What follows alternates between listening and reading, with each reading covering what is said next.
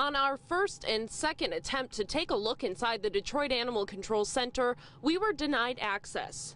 Why are you asking us to leave? You have to come back here with somebody. You just can't walk back here by the dog's body. But finally, Director Harry Ward is responding to allegations by a former employee. We have a very difficult mission. The dogs coming in off the street.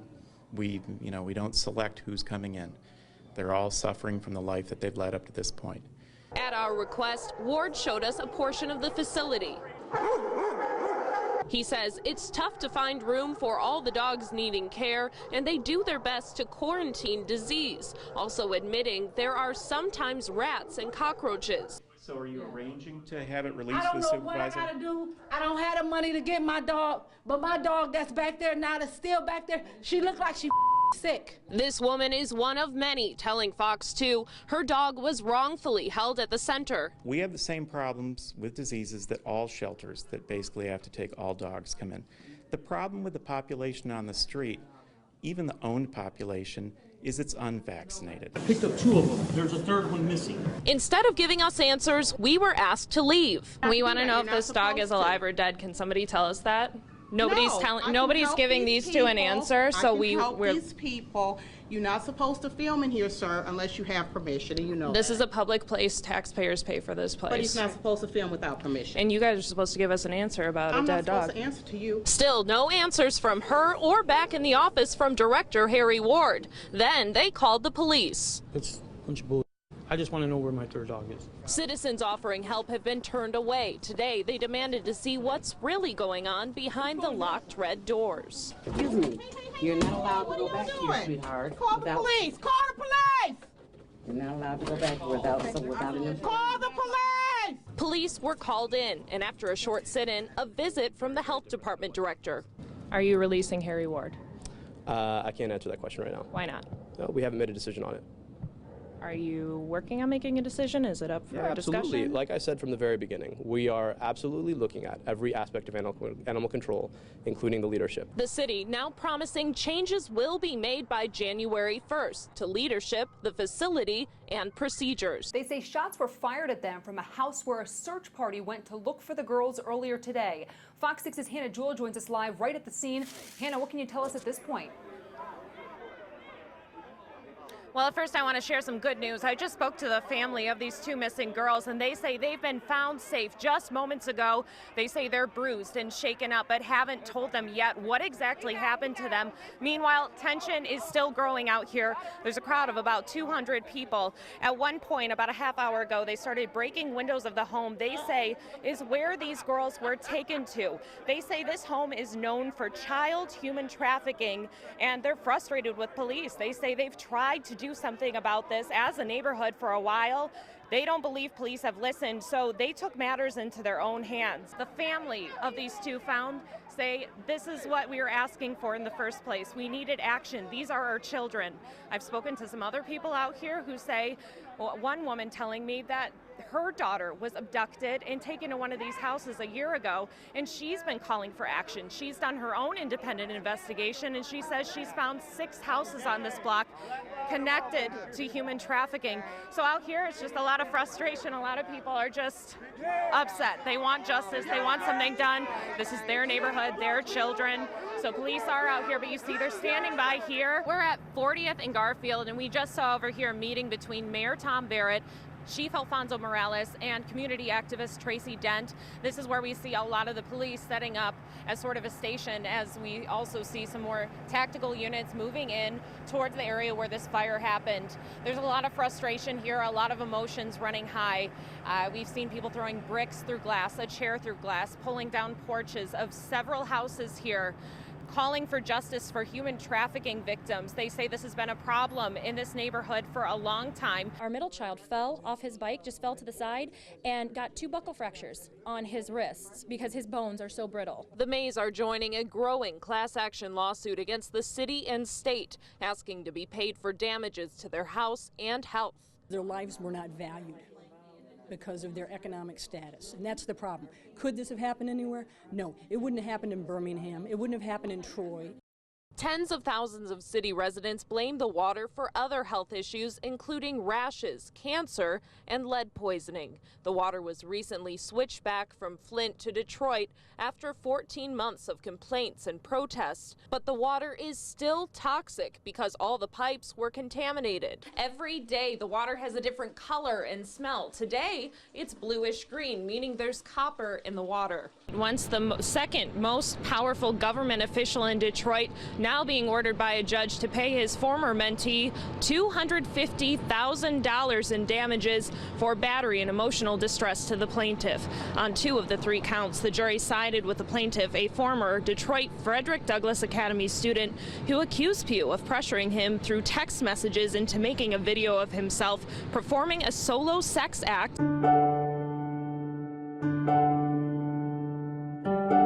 Iconic Mackinac City, where memories are made and fudge is famous. We live off of the tourism that comes up here. I mean, that's our basic livelihood. It's the gateway up north to the UP and launching point of an island lost somewhere in time. Nature in this area, that's the draw. That's why people come here. Locals in the city wonder what it would be like if it were all suddenly gone.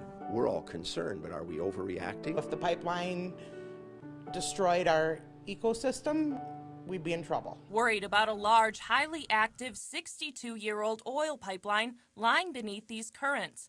Environmentalists predict a potential disaster for the entire state. Surely we've got the ways and the means now to not have a time bomb under something that we all rely on to live. An energy delivery company based in Alberta, Canada, called Enbridge, owns and operates the 2 side-by-side pipelines which run along the west side of the Mackinac Bridge. This marker shows where it starts in St. Ignace, then stretches 5 miles across the Straits of Mackinac into Mackinac City. You may remember Enbridge from the summer of 2010, when the company became responsible for the largest inland oil spill in United States history. Nearly 26,200 barrels of crude oil leaked into the Kalamazoo River. Enbridge blames employee error and equipment failure. The company has established they will be here and monitoring this river system. At the end of the day, what that incident has done has made us a far safer company. Jason Mancham is Enbridge's community relations manager in Lansing. We work hard with our emergency response crews, our contractors, and entities like the U.S. EPA, the U.S. Coast Guard, and the state of Michigan. Do oil pipelines belong in the Great Lakes in the first place? There seems to be this notion that says you have to choose the environment or you have to choose energy. But the reality is you shouldn't and don't have to choose one or the other. But you're playing with fire, combining it, wouldn't you say? So what's the priority if it comes down to it? And no, there's not that risk. You have to look at the probability of it. And right now, Line 5 has existed and operated through the Straits for 65 years without any incident, or in fact any maintenance required for that matter. We asked how long the line was designed to last. Indefinitely, if properly maintained and operated. We're told the pipelines are very durable, made of steel with an enamel and tar coal coating. They're 20 inches in diameter, with walls 1/8 of an inch thick. Since the pipes were constructed in 1953, they've carried 490,000 barrels per day of light crude oil and other natural gas liquids into the Lower Peninsula. In 2012, that amount was increased to 540,000 barrels per day.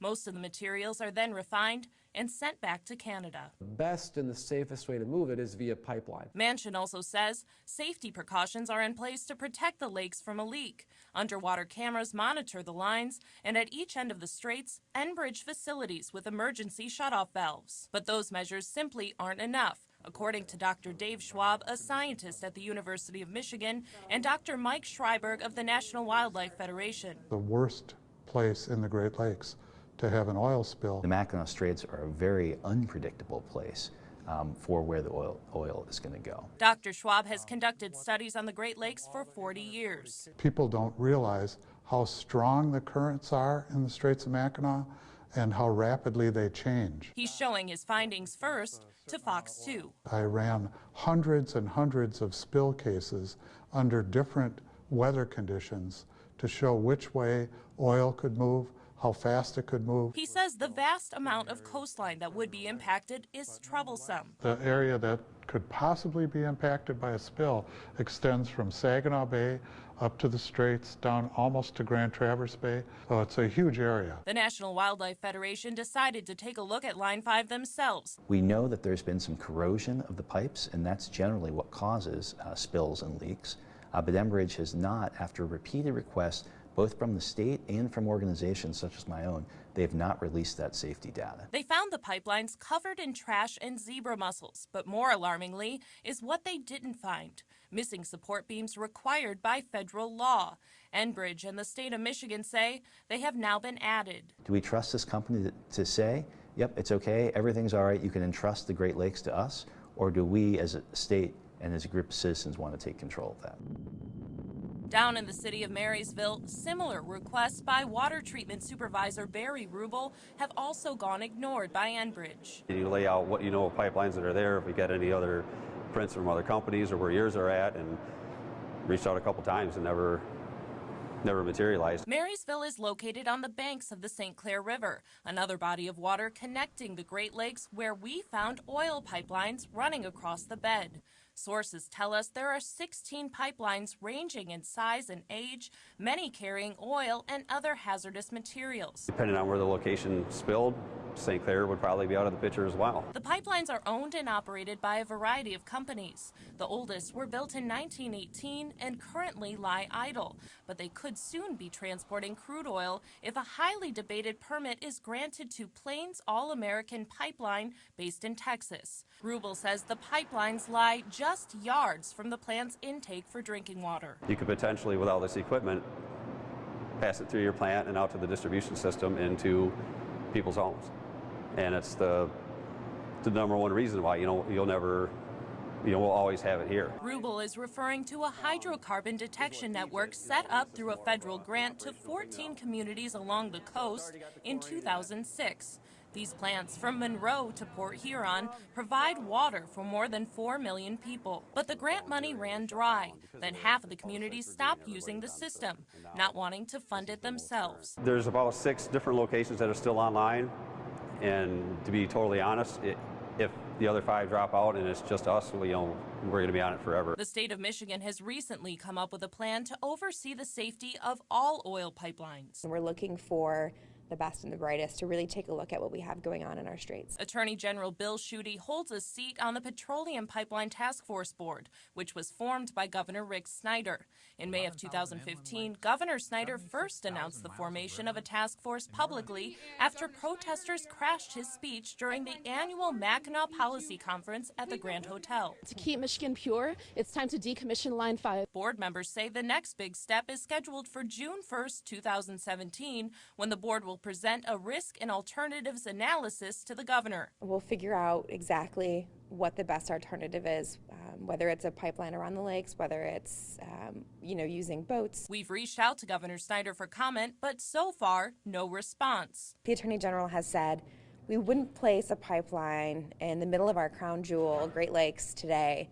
So, why is it still there? The days of the pipeline are likely numbered. Meanwhile, Governor Snyder holds the executive authority to immediately shut down any pipeline on state property if he sees enough risk. But shutting down any line would mean losing money. Between the lines that we have in Michigan, we're paying nearly $23 million a year to the state in tax revenue. We would lose 120,000 refills at the pump daily. Dr. Schreiber calls what Enbridge is saying economic blackmail. There is nothing at risk for Michigan's economy here. There are some jobs provided by Enbridge. The high-level figure they give is 250 jobs.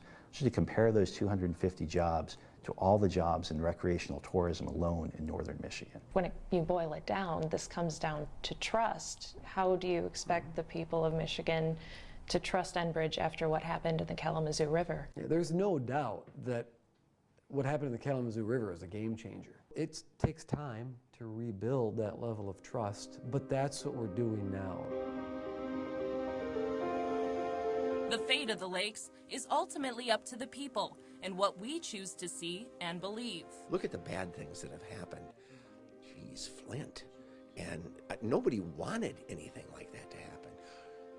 The ball got dropped. We can keep looking at what we see on the surface, the beauty of pure Michigan, and the way things have been for the last 50 years, holding on to the hope that any threat of danger will drift by. Somebody's not telling the truth. Somebody is not being entirely honest. Or is it up to us to dive deeper, where the real truth may not be so pretty?